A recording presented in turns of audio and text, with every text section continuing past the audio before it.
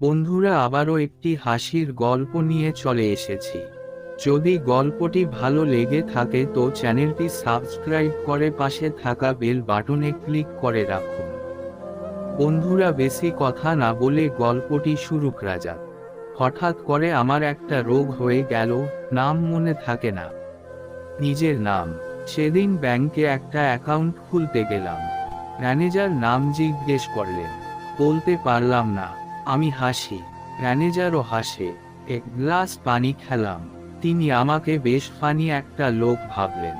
আমার নীরবতা, আমতা আমতা করা বা নিজের নাম বলতে না পারাটাকে আড়াল করার বাড়তি স্মার্টনেস দেখানো, সবকিছু খুব এনজয় করছিলেন। বেশ কিছুক্ষণ এভাবে কাটলে তিনি একসময় ধীরস্থির ভাবে বললেন, আপনি কি এভাবেই লোকজনকে ভড়কে দেন? কিভাবে? এই যে নিজের নাম বলতে পারছেন না। এর আগেও বেশ কয়েকবার এরকম সমস্যা হয়েছে। একবার ট্রেনে পাশের সিটে বসেছিলেন মুরব্বি টাইপের একটা লোক। যাকে পান তাকেই দু একটা উপদেশ শোনান। টিটি টিকিট চেক এলে বললেন, আপনাদের চেকিংটা ভালো না, অনেক ফাঁকফোকর আছে, বাথরুমটা ভালো মতো চেক কইরেন। টিকিট না কাটলে ওইখানে গিয়া লুকা থাকে অনেকে। আমিও একদিন ছিলাম। হে হে হে। তার কথার চাপে আমার মাথা ভনভন করছিল। হঠাৎ আমার দিকে তাকিয়ে জিজ্ঞেস করলেন, ভাইজানের নাম?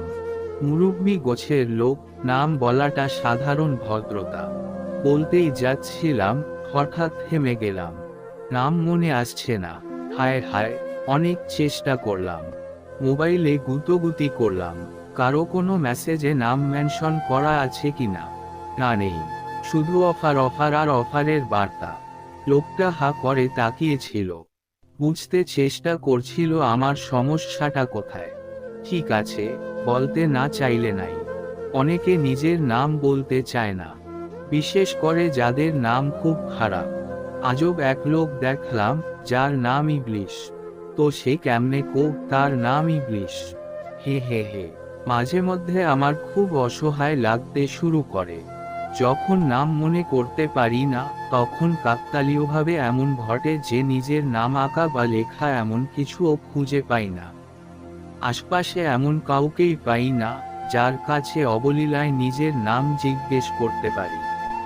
মাথা টনটন করতে থাকে, ঘুরতে শুরু করে, বমি পায়। এক ভয়ানক অনুভূতি। সমস্যাটা কারো সঙ্গে আলাপ করতে পারি না। নির্ঘাত পাগল মনে করবে। গতকাল অফিস থেকে ফেরার পথে হঠাৎ সমস্যাটা চেপে বসল। নিজের নাম মনে নেই। পকেট হাতড়ে কোনো কার্ড পেলাম না। একটা চায়ের দোকানে গেলাম। দোকানদার মকবুল, পূর্ব পরিচিত।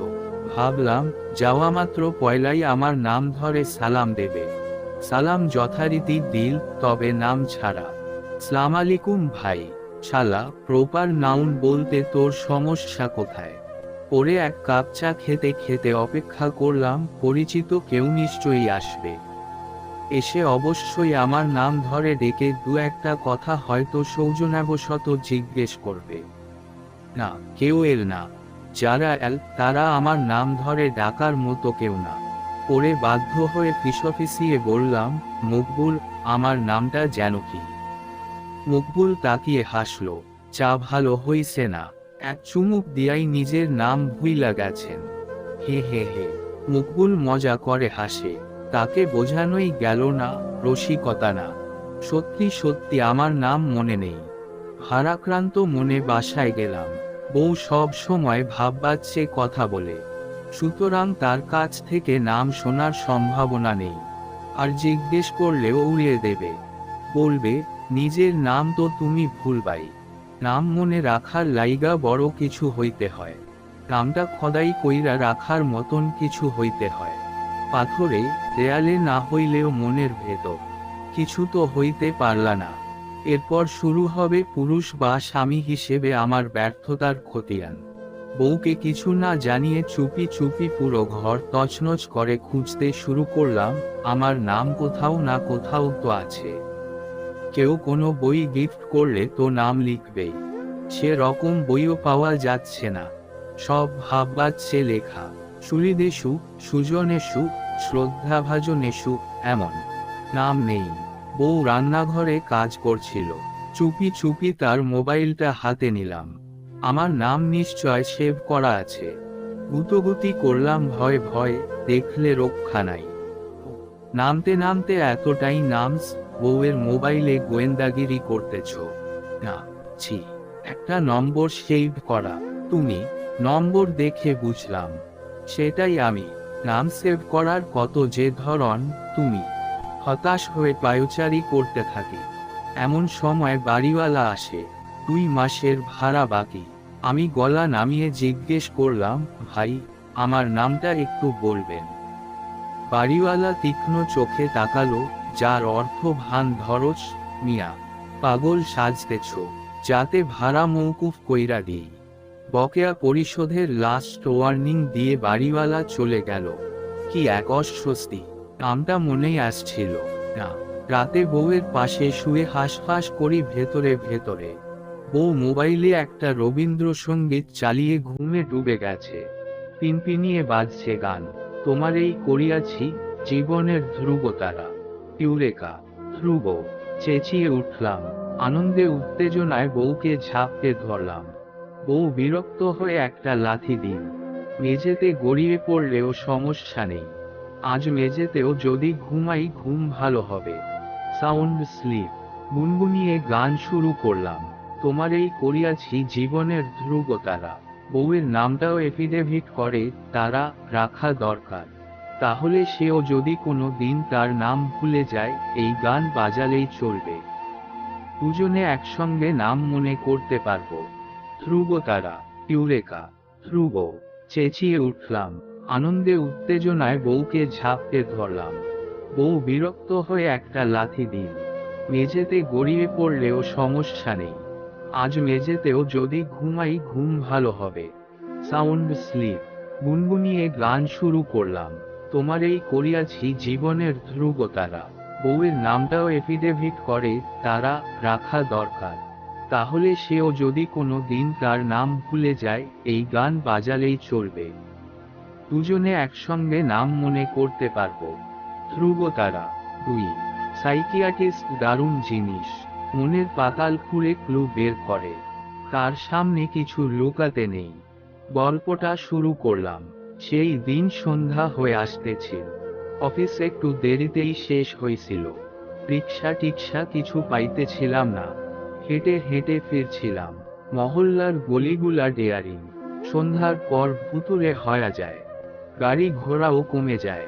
মফস্বল শহরে এই রকম অলিগলি থাকে। কিন্তু সেদিন কেমন জানি গা ছমছম করছিল। এমন সময় শুরু হইল পিনপিনা বৃষ্টি। দাঁড়াইলাম একটা দোকানের টিনের ছাউনির তলায়। দোকান ছিল বন্ধ। কোনোমতে শাটারের লবে পিঠ ঠেকা, বৃষ্টির হাত থেকে বাঁচার চেষ্টা। বৃষ্টি থামতেছে না। গলির মুখে হঠাৎ 3-4টা লোক গালিগালাজ করতে করতে আসে। দেখি একজনকে তারা টানা হেঁচড়া কইরা আনতেছে। একজন শার্টের কলার ধরছে তো আরেকজন শার্টের হাতা। লোকটা কাঁদতেছে। আমি ভয়ে চুপচাপ দাঁড়াছিলাম। ওদের একজনের হাতে একটা লম্বা ছোরা। আকাশে বিদ্যুৎ চমকাইলে ছোরাটা যেন চোখ ঝলসা দেয়। লোকটা তাগো পা ধইরা কান্নাকাটি করে, কিন্তু তাগো মন টলে না। ছোরাটা বসা দিল লোকটার বুক বরাবর। লোকটা লুটা পড়ল। তারা 3জন দাঁড়া দাঁড়া তারে দেখে। হঠাৎ একজন আমারে দেখতে পায়। আমি পালানির রাস্তা খুঁজি, পাই না। মূর্তির মতন দাঁড়া থাকি। 2জন আমার দিকে আগা আসে।